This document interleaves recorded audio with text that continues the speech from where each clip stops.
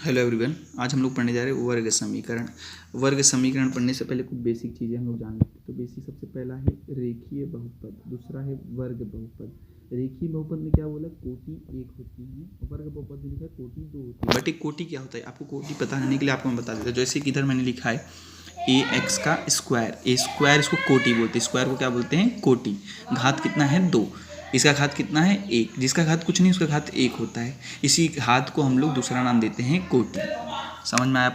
चलो इसके आगे स्टार्ट करते हैं। पहला दूसरा है वर्ग समीकरण का मानक रूप। अब मानक रूप पे बहुत इंपॉर्टेंट चीज़ है, ये पूछा जाता है कभी कभी बोर्ड में। तो सबसे पहला मानक, जैसे कि आप जानते हैं वर्ग समीकरण का मानक रूप। मानक रूप आपको सबको पता है, a x square b x plus c. इसके बारे में बुक में बहुत अच्छे से लिखा है, मैंने बहुत शॉर्ट में लिखा है मुझे, क्योंकि वीडियो छोटा बनाना है। देखो मैंने लिखा है उसके बारे में, जहाँ ए बी सी वास्तविक संख्या होने पर ए शून्येतर संख्या होती है। ये सब अच्छे से लिखा है पूरा।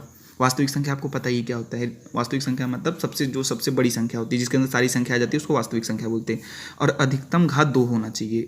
घात मतलब कोटि, कोटि कितना होना चाहिए, दो। ये वर्ग समीकरण का मानक रूप है, आपको ये पता रहना चाहिए ये चीज़ें। उसके बाद में तीसरा आता है सबसे इंपॉर्टेंट, वर्ग समीकरण के हल। ये वाला, इसके बारे में मैंने अपने इधर नोट्स में ज़्यादा नहीं लिखा है, क्योंकि आपकी बुक में बहुत अच्छे से लिखा है मैं, लेकिन आपको एक शॉर्ट में बता देता हूँ। वर्ग समीकरण का हल मतलब कि आपको एक समीकरण दिया रहेगा और एक वैल्यू दिया रहेगा, चरांक का वैल्यू दिया रहेगा। चरांक मतलब एक्स हो गया, वाई हो गया, जेड हो गया, कुछ भी हो गया। उस वैल्यू को इस समीकरण में डालने पर अगर L H S equal to R H S आता है तो वर्ग समीकरण का हल है। अगर L H S equal to R H S नहीं आता है तो वर्ग समीकरण का हल नहीं है। इसको पी एक्स को हम लोग पॉलिनोमियल ऑफ एक्स बोलते हैं, जो हम लोग पढ़े हैं। पी एक्स क्या होता है, अपना समीकरण है। और ये मेरा इक्वल टू के उस साइड वाला पार्ट है, जीरो कंपेयर किया है। इसके अंदर यही एक्स का वैल्यू दिया रहेगा, वैल्यू डालना है। अगर L H S is equal to R H S आया तो समीकरण का हल है, L H S is equal to R H S नहीं आया तो समीकरण का हल नहीं है। जब हम लोग इसके ऊपर सम सॉल्व करेंगे तो आपको अच्छे से क्लियर हो जाएगा पूरा।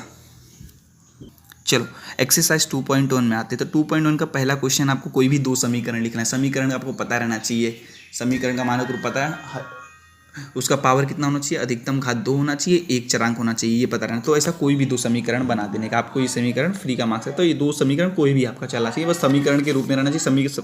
समीकरण का सारा चीज़ आपको पता रहना चाहिए। क्या हो रहा है, अधिकतम घात कितना होना चाहिए, दो होना चाहिए, चरांक एक ही होना चाहिए, ये चीज़ आपको पता रहना चाहिए। देखो क्वेश्चन नंबर 2 क्या बोलता है। क्वेश्चन नंबर 2 बोलता है कि अपने को बताना है कि ये समीकरण है या नहीं है।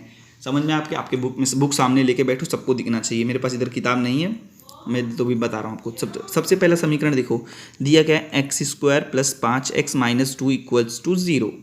आपको समीकरण दिया है, तो मेरे को क्या बताना है कि समीकरण है या नहीं। तो हमने एक क्वेश्चन बहुत अच्छे से सॉल्व किया है, बाकी का आप लोग करना ऐसा इसी तरीके से सॉल्व करना है। देखो मैंने क्या लिया, x square plus 5x minus 2 equal to 0। इनमें एक ही चरांक है, चरांक यानी कि एक्स एक ही है।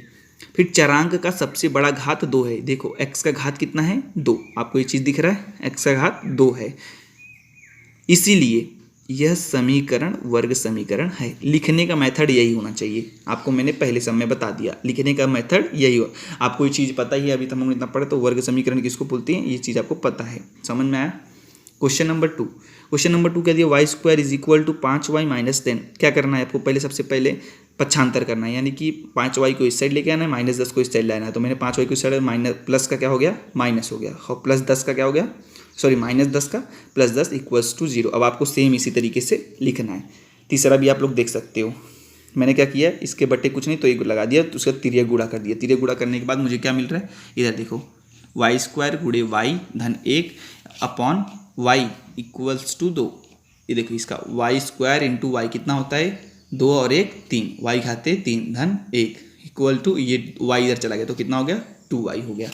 समझ, समीकरण क्या बन गया, वाई घाते 3 plus sorry minus 2y plus 1 equal, अधिकतम घात 3 आ गया, तो ये वर्ग समीकरण नहीं रहेगा। देखो पांचवा क्वेश्चन क्या है, पांचवा क्वेश्चन भी देख लो। चौथा इजी था, चौथा मैंने आपको करवा दिया है, वो आप कर सकते हो। m plus 2 m minus 5 equals to 0। करना क्या है, m को एक बार पूरे m माइनस 5 से मल्टीप्लाई, फिर 2 का पूरे इसमें टर्म मल्टीप्लाई। मैं जैसा मैंने दिया, इसका इसमें गुड़ा, इसका इसमें गुड़ा, मैंने गुड़ा भी कर दिया। गुड़ा करने के बाद आपको दिख रहा है सीधे सीधे आ गया। अब आपको ये देख के बताना है कि वर्ग समीकरण है या नहीं। तो अधिकतम घात 2 है, चरांक एक ही है, तो समीकरण है।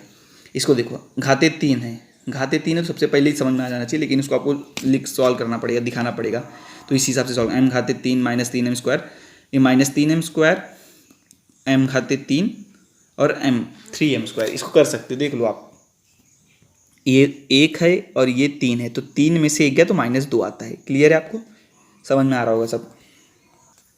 समीकरण का अधिकतम घात 3 है, देखो ध्यान दो, तो ये वर्ग समीकरण है। देखो क्वेश्चन नंबर 3 आपको क्या बोल रहा है, समीकरण में से ए बी सी का वैल्यू निकालना है। पहले सेम क्वेश्चन की तरह है, कंपेयर करना है आपको, उसके बाद में ए बी सी का। पहला सब मैंने बहुत अच्छे से किया है, बाकी आपको सेम इसी तरीके से करने का। देखो क्या दिया है, 2y = 10 - y²। क्लियर है, मैंने लिया क्या, 2y = 10 - y²। समीकरण को ax² + bx + c, ये है क्या, =0, मानक रूप से तुलना करने पर मैंने तुलना किया। तो क्या किया मैंने, सबसे पहला ax² - bx + c = 0, मैंने कि स्क्वायर वाले पहला, फिर bx + c इसको ले लिया।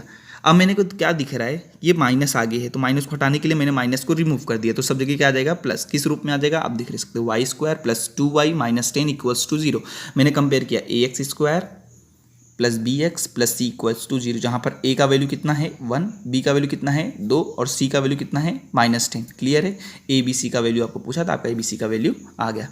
समझ में आया आपको। क्वेश्चन नंबर 2 देखो, क्वेश्चन नंबर 2 क्या लिखा है, x - 1 bracket whole square is equal to 2x + 3। Clear है, अब x - 1 है, इसको बोलते हैं बेटा a - b।